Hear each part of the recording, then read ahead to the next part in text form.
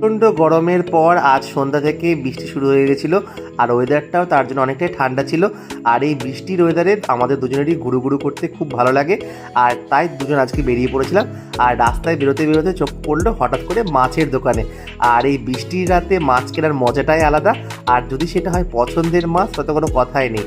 তো এই দোকানে দেখছি অনেক ভালো ভালো মাছ রয়েছে, ছিল চাপড়া চিংড়ি, পার্শে, ভাঙর, পমফ্রেট, আরও অন্যান্য অনেক মাছ। তো এইখান থেকে মোটামুটি চাপড়া চিংড়ি নিলাম, কারণ চিংড়িটা বেশ সুন্দর লাগছে দেখতে। আর এইখানে দেখো অর্পি একটু চাইছে বাজার করা শিখতে, তো আমি ওকে বিভিন্ন মাছগুলো কী কী আছে সব ইন্ট্রোডিউস করিয়ে দিলাম। আরও মনোযোগ দিয়ে শিখছে, ওর ইন্টারেস্টটাও গ্রো করছে দেখলাম। তো ও নিজে দাম দর করছিল একটু। তারপরে চাপড়া চিংড়ি 1 কিলো নিয়ে নিলাম, তো সেইটা ভালো করে কাটাই বাছাই করে কাকু সুন্দর মতন দিয়ে দিল। আর মাছের ব্যাপারে আমি একটু চুজি, সমস্ত মাছ আমার পছন্দ হয় না, কিছু কিছু পার্টিকুলার মাছ আছে সেগুলোই পছন্দ হয়। তারপর মাছ নিয়ে চলে আসলাম বাড়িতে। তো ওয়েট করো তোমরা নেক্সট ব্লগের জন্য।